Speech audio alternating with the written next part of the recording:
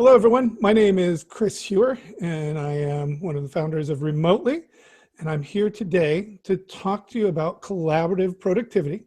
The specific title of the presentation, as I first put it up a couple of weeks ago, was a new approach to teaming, but it's much more than that. And so we're really looking at it as how it connects to our core purpose and our mission, which is making remote work for everyone.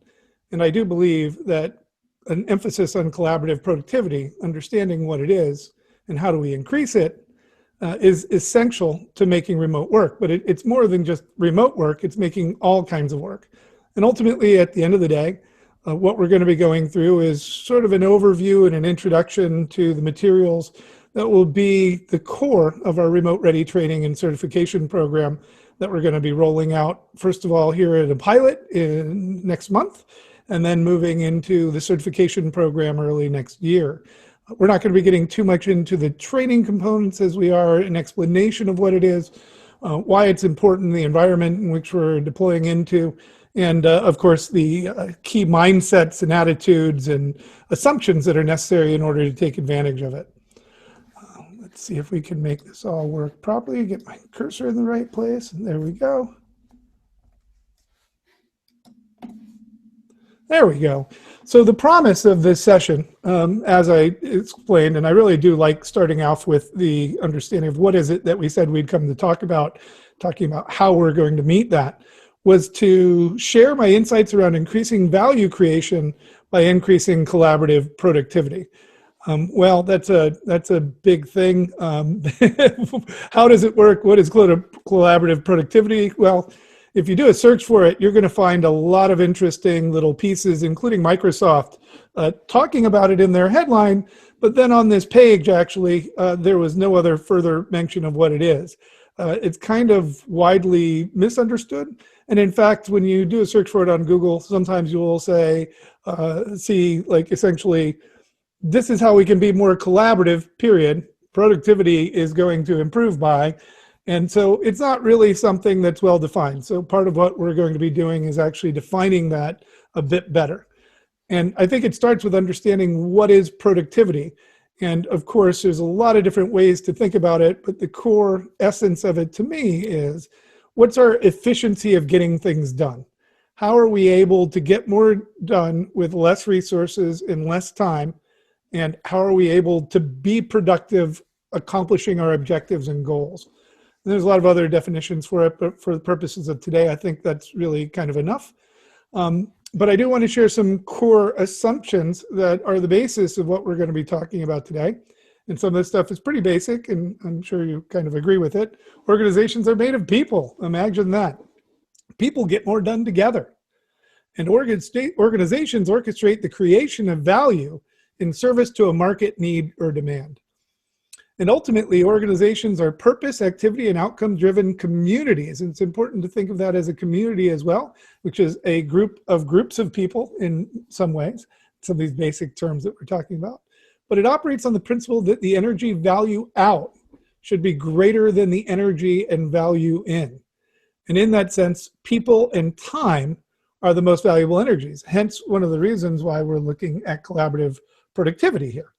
What we really want to talk about, though, and I don't have a good slide for this because I really want to make something beautiful to explain it, but it's about understanding not only our own personal productivity, but our relationship with the people on our team, the relationship with our communities, the relationship with our organization, the relationship with the broader ecosystem or industry in which we're operating, and then ultimately the relationship we have with society. And how we don't exist independently of those, but we coexist with them. And when we've been spending all of our time looking at how can I be more productive and how do these tools make me more productive, we should be spending even more time looking at how we can be productive in working with one another. And that is in essence what I'm talking about with collaborative productivity, because if our team is better off, I'm better off. And if our team is better off, our organization is better off, and so on and so forth. So it is all interconnected. And of course, one machine can do the work of 50 ordinary men, but no machine can do the work of one extraordinary man, or as I believe, one very intelligent team. Now, team intelligence is something that's also very important to us, and we'll be talking more about that over time. I'm not going to get too deep into it today, but as long as I've mentioned it, I'll say that it's been part of the science that's come up over the past several years in particular. I think the first article I read on it was probably about 2012, 2010 maybe, and looking at the idea of we can only make an individual so much smarter as their own role, particularly if they're on a project team or if they're doing some work, but we can lift the overall intelligence of the team by inserting one person with the right personality, right energy, right wisdom, right experience, and the dynamics that changes there with the team as a result can exponentially increase the overall intelligence, capacity, capabilities, and creative value of the team itself. And so it's really just kind of comes down to this core question that I asked myself a long time ago at the beginning of what I saw as the knowledge economy in the mid-90s and the rise of the internet, which was that I realized the ability of smart people to work well together was the number one thing that determined our ability to create value. Now, of course, there's many reasons why I see this as true, one of which is my own difficulties in being able to communicate what I see when I have visions of things and language that doesn't yet exist to describe it. I think for the first time, I'm really excited about the transformation we're stepping into as a result of the pandemic and a lot of the other changes in society and this massive work from home, remote work experiment that's just happened. And that is that we have to be able to learn how to get along well with one another, how to transcend our own humanity, our personality challenges, our learning style challenges, and the different ways that we approach communicating and working with one another. And in fact, that is the biggest drain on our ability to get more done.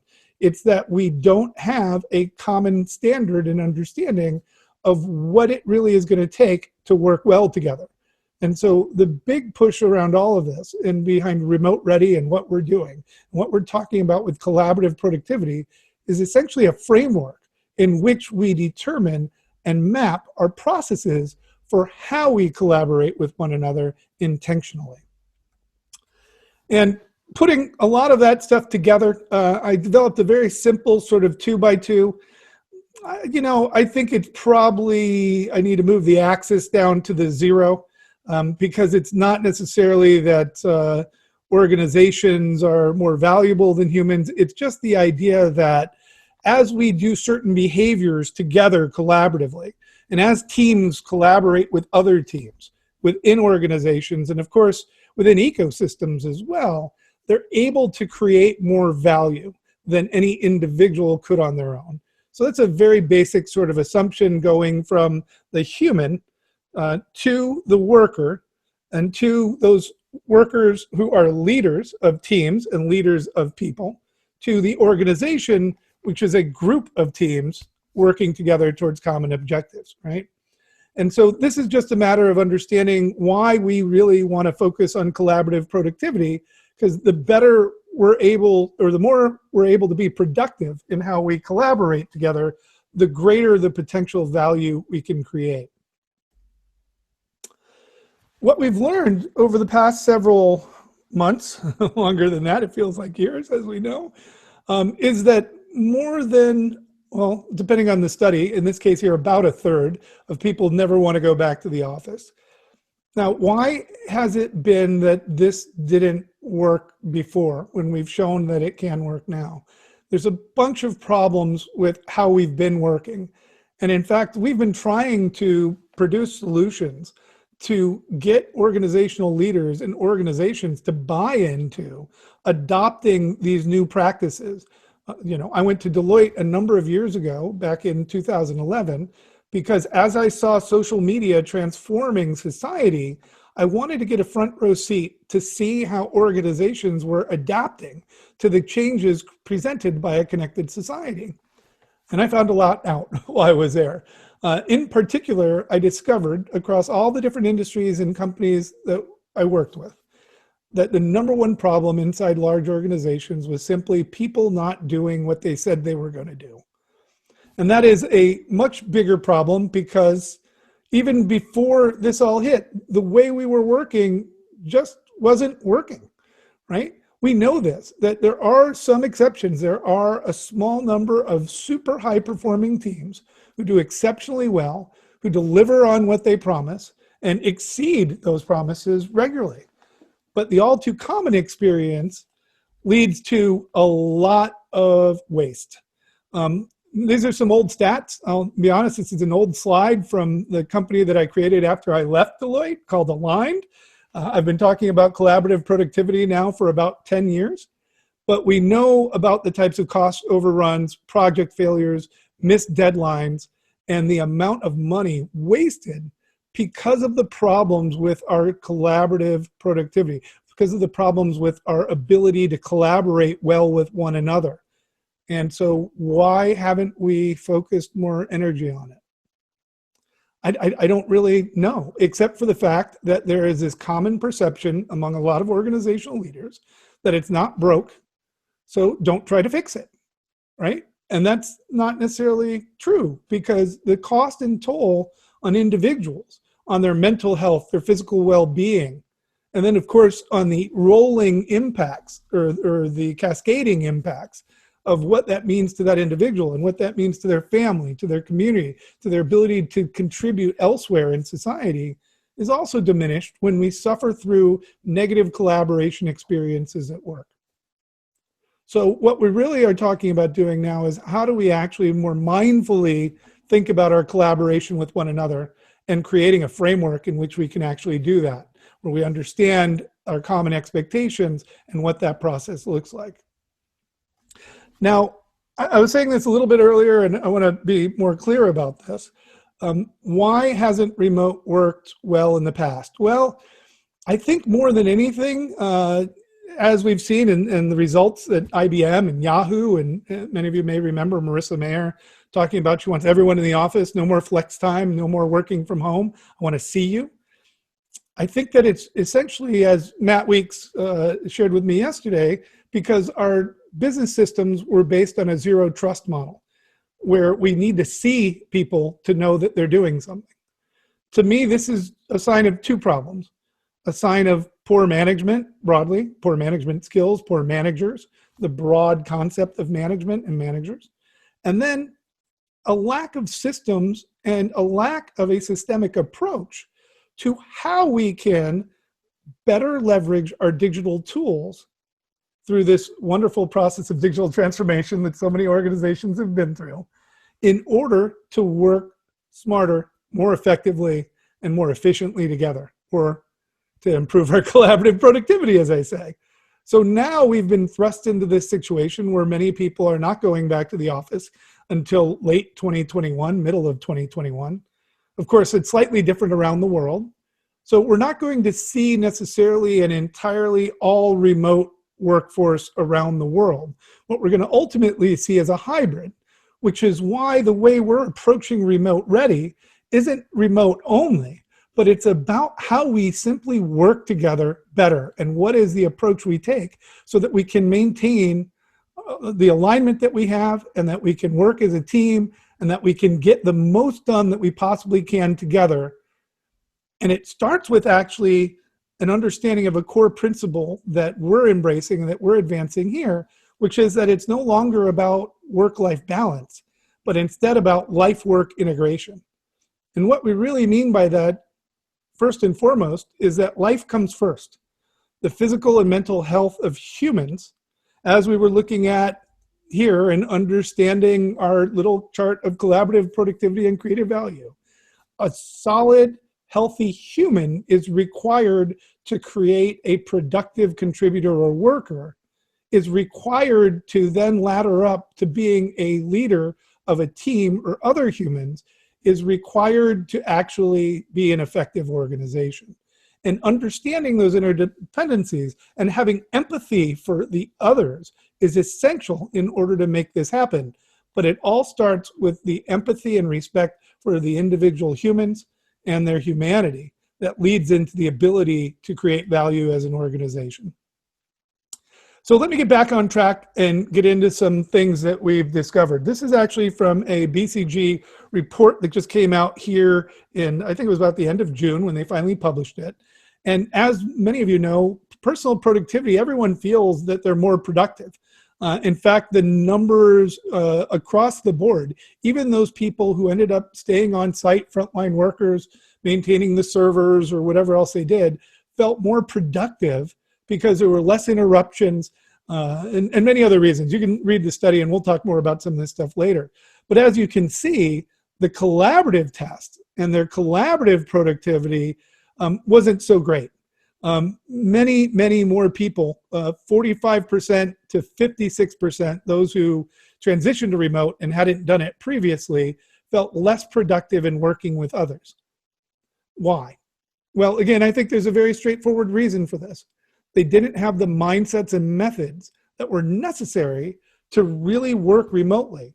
And that's what we're going to be talking about more today, is how can we intentionally design our collaboration with one another so that we can be more productive, that we can be more effective, that we can actually have the sort of life-work integration that lets me live my best human life, that lets me give my gift to the world, and lets me expand and explore my full potential. One of the things that BCG said, and I took this long quote, and it was really, I didn't want to, but it said it so well. I'll just read this for you here. This crisis has presented a once-in-a-lifetime opportunity to reinvent the workplace. Things that might once have seemed impossible have proved surprisingly workable. With collaborative productivity essential to innovation, the changes will enable companies to become more competitive. And given employees' desires for flexibility, the changes will also allow companies to recruit and retain the best talent. Well, for many of you who have been working remotely or have had the pleasure of flex work for some time, you know what that means. It means that the power balance is switching in favor of talent and away a little bit from organizations. And this is, again, one of these things that I think should have been happening for a long time, particularly when it comes to this sort of work that is possible to do remotely. Now, of course, not all work is possible remotely. Some things, frontline workers, machinery that needs to be tended to, even robots and some automation needs people to manage those systems. Certainly, I know friends of mine who are facilities managers, and while they're working from home literally 3 to 4 days a week as a facilities manager, they still need to go in 1 day of work to look after things and make sure everything's running fine, you know, oil the squeaky wheels and all of that other stuff. But I thought this BCG quote really represented what has inspired us to focus on this. This is that, you know, as the Talking Heads song says, once in a lifetime sort of opportunity. It is our chance to actually move forward with a lot of the things that we've already learned in order to implement them and find our greatest potential opportunities for success. And I think that's one of the things that I've learned over the years, particularly with leadership and management, that the pursuit of a potential opportunity or a potential incremental improvement doesn't outweigh the potential risk for a detrimental or negative outcome. And so a lot of management, unfortunately, has been focused on mitigating risks as opposed to seizing opportunities. And I believe that is one element that actually defines the more successful and innovative organizations of today. The top sort of workplaces around the world are the ones that do seize those opportunities, are the ones that do have empathy for their talent, for their people, and for the ones who understand and serve the broader market, not just the stock market. And what we've seen through this crisis of the pandemic is that the future of work has become the now of life, right? We've gotten to this place where for the last 10 years, we've talked about what these digital tools can do. We've talked about these new methods. And thankfully, as a result of this conversation that's been going on, you know, going back to, you know, even before we were talking about e-business, if you remember that back in the late 90s when IBM started working on e-business and what that would mean. There was talk of triple bottom lines. There was talk now of people, planet, profit. There's a different view on conscious capitalism. what we have right now in facing this sudden crisis where our physical proximity is restricted in many ways from being in confined spaces with one another is actually this opportunity to show that this can work, to figure out how it can work better, and to actually make our lives better, not just our work better. So we, for once, actually have the models and the language necessary to confront and overcome the challenges that this crisis faces that this crisis puts in front of us. And ultimately, that's what I see with collaborative productivity, is that collaborative productivity is an antidote to the challenges of remote work. Hence why it is the focus of becoming remote-ready employees, contractors, managers, and organizations. And what we're going to be working on doing is defining what that is and how we can achieve that together to maximize our collaborative productivity. And it is actually the intentional focus on this that solves for those challenges. Now, you know, I'm hesitant to say this is the three, this is the one. There's so much complexity inside of what we need to focus on in order to make remote work for everyone. It really struggled because I have probably 100 stories to share here, and also 100, and probably half of those stories or more are other people's stories that I've learned from them in meeting them, hearing their stories, and recognize it as truth. But I still come back to these same concepts that I developed from my time at Deloitte as three key priorities for leaders to focus on, which apparently got bonked when I moved my slides. So the first one is a very small text in the upper left, is alignment. How do we keep our people aligned with one another, literally rowing together on the same page with common objectives, purpose, interests, and ultimately shared fate? Moving beyond that, what we're also looking at is creating systems of accountability to one another. And the most important system of accountability is the one that comes from the connectivity with the other people on our teams. So how do we actually get a greater sense of connection, which, by the way, the BCG study and many others have identified as one of the key elements that created failures inside of, or collapses rather, inside of collaborative productivity, is when the individual team members didn't have a sense of connection with each other beyond the actual work or beyond the boxes and arrows of the org chart. And then finally, what we really all need more than anything else is a greater sense of agility. How can we adapt as situations change, as our knowledge of the situation change, as we actually have to adapt our goals and objectives to the changing landscape in which we're operating? This brings me into actually understanding, and I'd love to go deeper on this, but we don't really have time today, but of commander's intent and what it means as a military term. And I learned this from, I think he was like the leading, the general who was leading PR for the Marine Reserves. We had a great conversation. He was at a W2O event down in Austin, had a chance to talk to him for an hour afterwards about some of these key issues. And the idea of saying, go take that hill, and not explaining how to do it, not saying how many troops are needed, not how many guns, not how many jeeps, not many other things, but instead to give the command to go take that hill requires one other thing. What am I supposed to do when I get there? What is my real goal beyond being on top of that hill? You know, I need to then protect the back flank of this advancing force so that they can meet their other objective. Again, coming back to that sort of understanding that what we do isn't happening in isolation, that it's all interconnected, and having that mindfulness around how other teams, other groups, other people are dependent upon us is one of the most essential elements towards boosting our collaborative productivity. Know thyself. Know your strengths and weaknesses, right? And one of the most important elements that we've learned over the last several years is not just the importance of lifelong learning and growth, which is why actually Remotely is being put together as a professional development network, but it's also this matter of how are we able, oh my goodness, I got lost in my own speaking. Sorry about that. It's a matter of how are we able to create. Oh, I'm going to have to end that thread and just move on because I lost my thought. Talking too much. Oh, hey, that's what I was going to talk about. How are we able to work together as a team and to actually become that true team and understand those interdependencies and the objectives and how we adapt to the changing circumstances. And in fact, I don't like using sports metaphors because there's sometimes inherent bias in leveraging, my understanding of football. I played football in high school. That's how I screwed up my back for the first time. But I am so grateful for that opportunity, despite the pain that I've suffered in my body since then, because I learned what it meant to be a part of a team.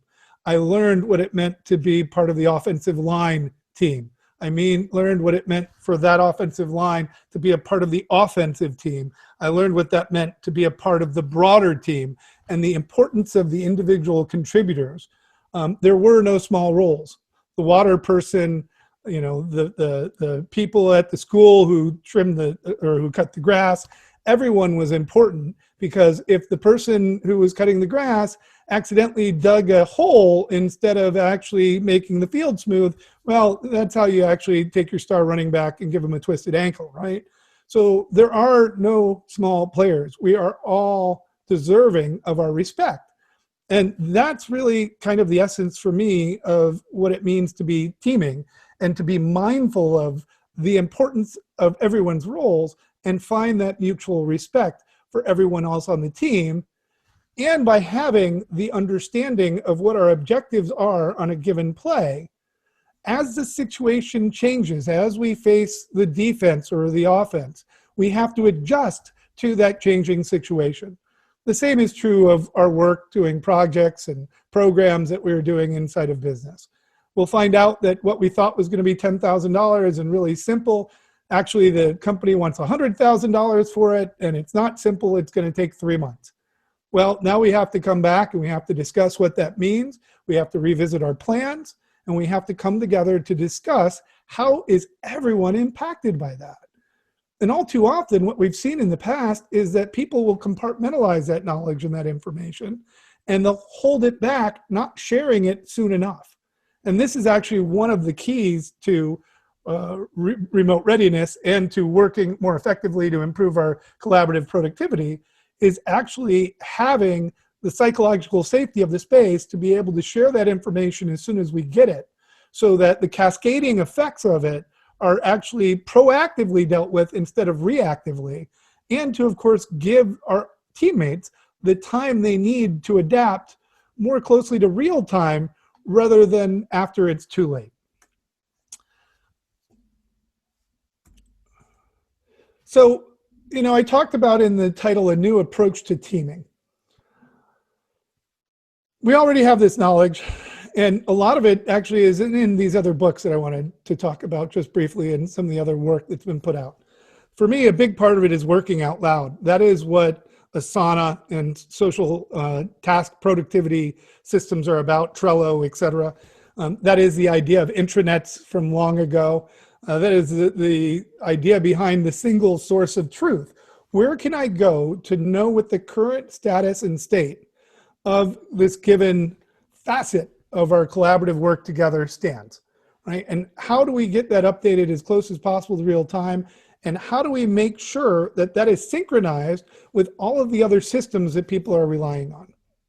The other part that I think is really very important is having a results-oriented work environment. The women at Best Buy who came up with this, I've had a chance to talk to them about it. I'm not an expert in explaining it, so I'm not going to do that today. But it's really, again, it's not about how much time something takes us. It's not about the fact that we're sitting behind our computer from 9 to 5 every day.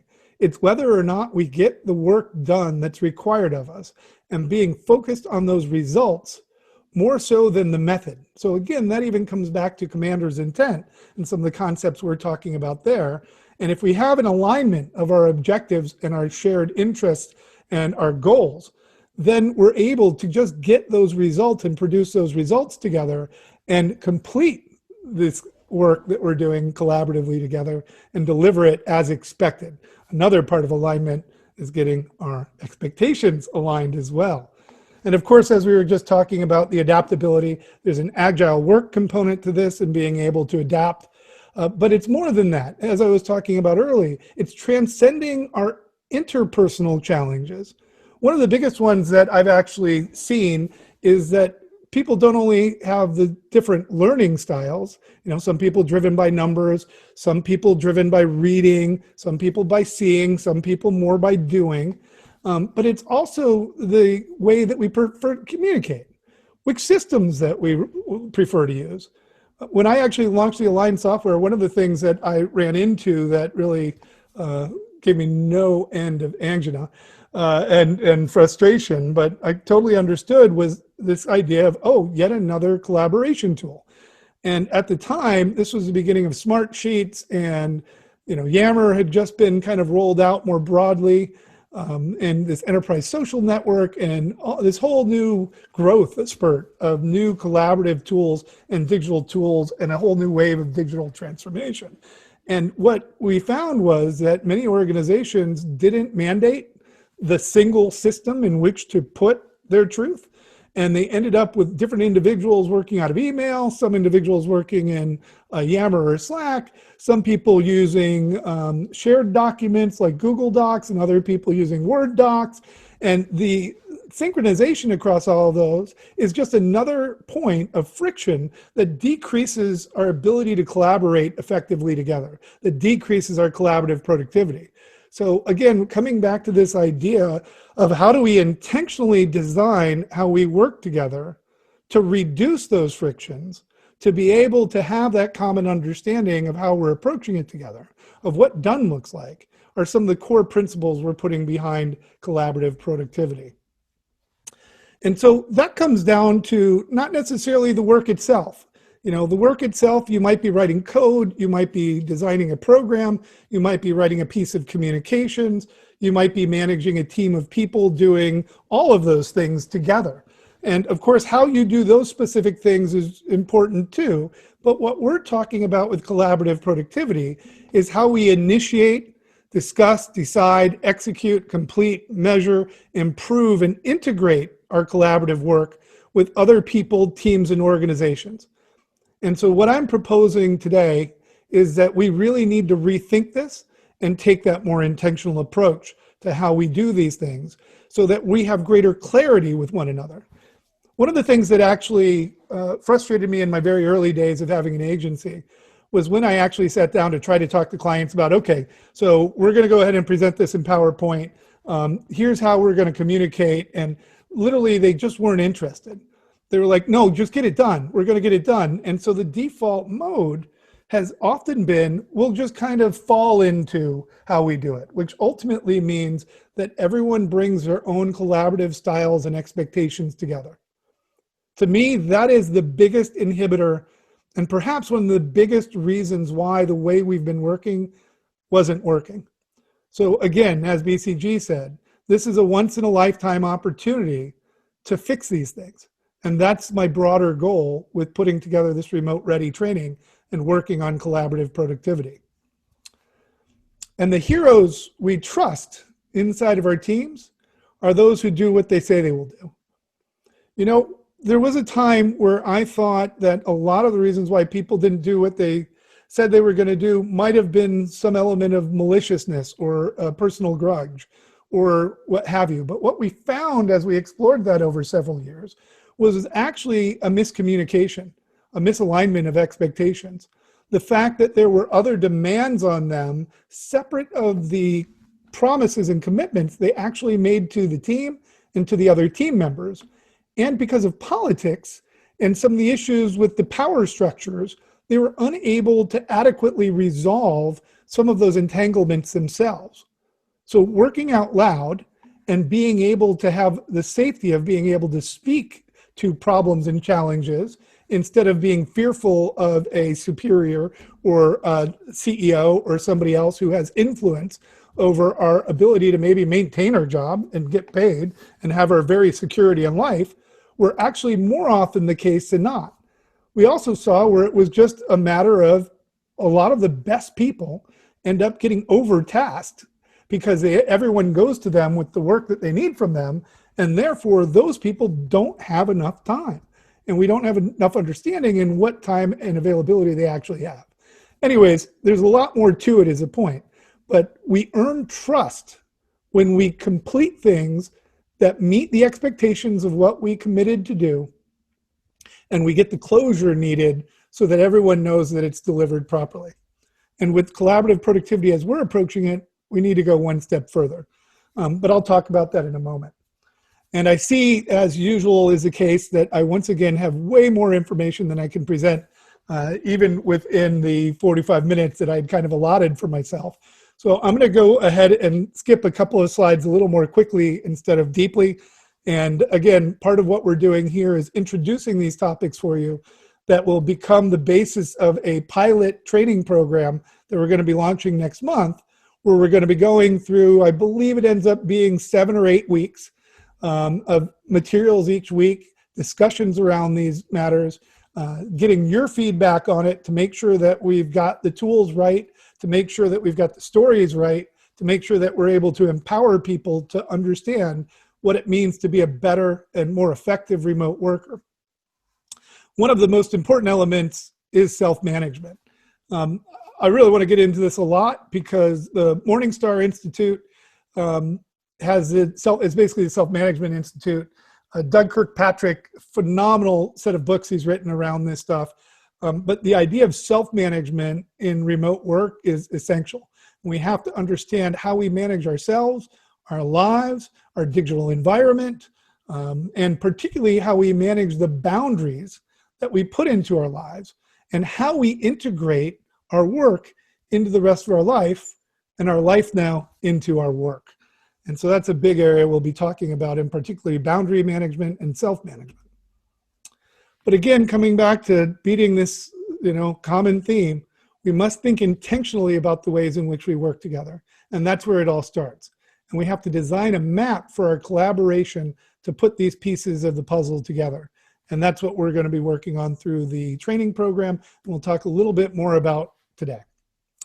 So being remote ready is ultimately being trustworthy, reliable, communicative, self-managing, capable, clear, and part of a true team.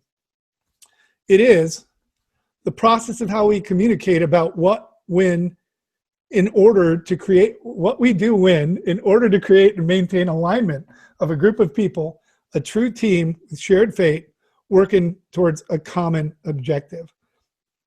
What we really hope that Remote Ready ultimately means in terms of our long-term goals for remotely and the Remote Ready training and certification program is that it distinguishes those people who are trustworthy and capable of working remotely as they distinguish themselves from those who haven't been able to prove that yet. And of course, it's our goal to provide as many people with the skills and mindsets needed to be successful at remote work. We've got a whole bunch of other plans for how we're going to make the training and certification program accessible to underserved communities, to people with disabilities, and more through a scholarship program that we'll be rolling out sometime in the next few months once we get through our early launch phase. A lot of this a couple years ago was really brought to bear through the work of others. This isn't just kind of our own take on it, although we do have some of our own takes and intellectual property. But Project Aristotle was a research project into thousands of employees, and it was a couple hundred teams and thousands of employees at Google's to determine what made for high-performing teams as compared to low-performing ones. And so now we're going to work to expand and apply these principles in a practical manner through our approach to improving collaborative productivity in creating remote-ready employees, companies, and leaders. It all starts with psychological safety, that individuals feel they can be themselves, that they can be honest with one another, and that they can speak out or speak up, as the case might be. It's that dependability, that accountability, that they can trust each other to get their work done on time and meet the expectations that we have for the standards of the work quality or the work product. It's about having the structure and clarity so that everyone has their clear goals, roles, and plans. This is what we're talking about here in developing the map for our collaboration with one another, is a shared understanding of how we're going to communicate if something goes off the rails, or if something is over budget, or if we're going to be late in delivering something or unable to make something work the way we had anticipated due to technology constraints. And of course, that clarity is what allows us to stay aligned and to keep the team cohesion in place. Of course, as we've seen over the last decade plus, is a greater importance of having meaningful work, of it being connected to our individual purpose, of it being connected to a broader potential impact to society. And through that, one of the key elements is just making it visible. Do we continuously ladder up the work that we're doing right now that might be just copying and pasting a whole bunch of images together into the broader impact it has and what it means to the people who see those images in different contexts? And how do we create that connectivity to purpose and impact and make that more visible? And of course, having the sense that what I'm doing actually matters and reinforcing that with one another through our leadership. So getting here closer towards the end, RemoteReady is a framework for improving our collaborative productivity, working from everywhere, untethered from a central office.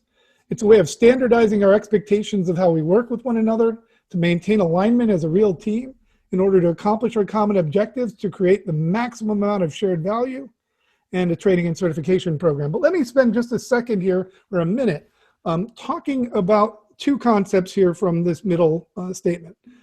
Shared value is a concept that Michael Porter first wrote about in Harvard Business Review. I believe it was over a decade ago, or about a decade ago, essentially saying that organizations for too long, particularly large corporations, have focused too much on profit for shareholders and not enough on serving the greater interest of all stakeholders, including the communities in which they exist and society as a whole. That organizations need to shift their focus in order to be able to continue to win the hearts and minds and wallets of customers, and of course, to win the war for talent, to get the people who care about such things, who have purpose and meaning in their life, who know what it is that they want to accomplish, to be able to take those people aligned with those common interests and work together, not just for the profitability of the company, which of course is essential in order for the company to grow and serve its purpose and continue to treat and take care of talent in the best way possible, rewarding them with the salaries that they deserve, and giving the communities in which they exist the sort of support and other benefits that they can provide, and not releasing sewage water and chemicals and all that other stuff. And how do we actually take that more holistic approach on it? And so that is a really important part to all of this, is understanding my role in the bigger picture, and particularly as we're going to be focused on within the teams and with other team members. I actually struggled this past week as I was moving this together as to whether or not we could talk about standards and practices. And really what I came down to was the understanding of the first time I learned about the railroad standards. I don't want to get into the full story because we don't have time, but there was a time in the beginning of the railroad era where different railroad companies were producing tracks and trains that had different widths. And at that point, if you got to a point in the cross-country network where you had to move onto another transit system, another railway system, you literally had to stop and offload all of the cargo, all of the people, and spend the day moving it onto the other set of trains that ran on this other set of tracks. And you can imagine the cost, the time delay, everything else. Eventually, they set on a standard of essentially the width of a horse as being the kind of standard for railroad cars and for the tracks. And as a result of that, they no longer needed to take that day, but instead they were able to build in switching exchanges like this that allowed for a seamless and reduced friction way to continue to transport and create value. And part of those standards isn't necessarily, you must put tab A into tab B into tab C. The standards are standards of principles and approach. And so I've talked about variants of this for over 10 years as well. And the first thing that's so important is having that understanding of shared context. What is our purpose? What is our objectives? What is our shared fate? What is the space in which we're working together? Our connections, do we have the right people for the right jobs at the right time? Who are we bringing in? How do we lift that team intelligence? To get to clarity of communications, expectations, responsibilities. And of course, what this really means is how do we improve the clarity of how we're communicating with others, where we're communicating with others, and having a shared understanding of where that is happening and when. Of course, collaboration itself. Do we have a single source of truth? Do we have common language? Do we sharing common tools and working with common objectives? What about our commitment? Are we doing what we say we are going to do and communicating when we can't do something collectively to adapt and stay aligned with our objectives?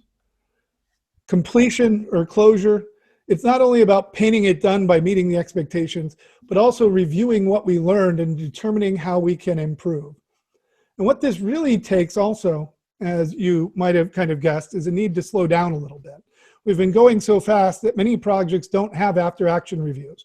We don't have time to synthesize and process what we learned.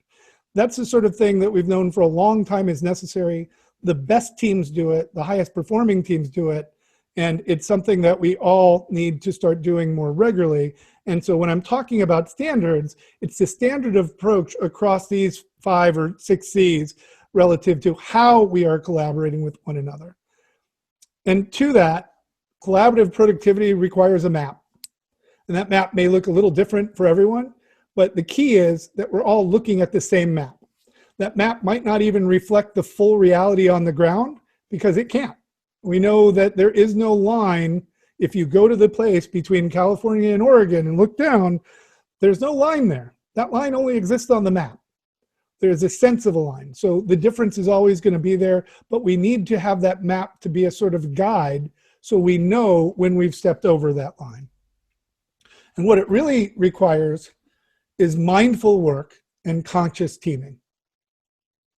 Mindful work and conscious teaming.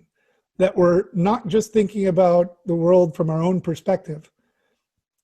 And even though we can't necessarily teach people to care about others, as we've seen all too often on process signs over the last several months, those of us who do can continue to do more of that to make it much more of a standard expectation to help other people see why it's so important, to help work towards including diversity and including more people to be more successful from those different perspectives that ultimately raise up our team intelligence.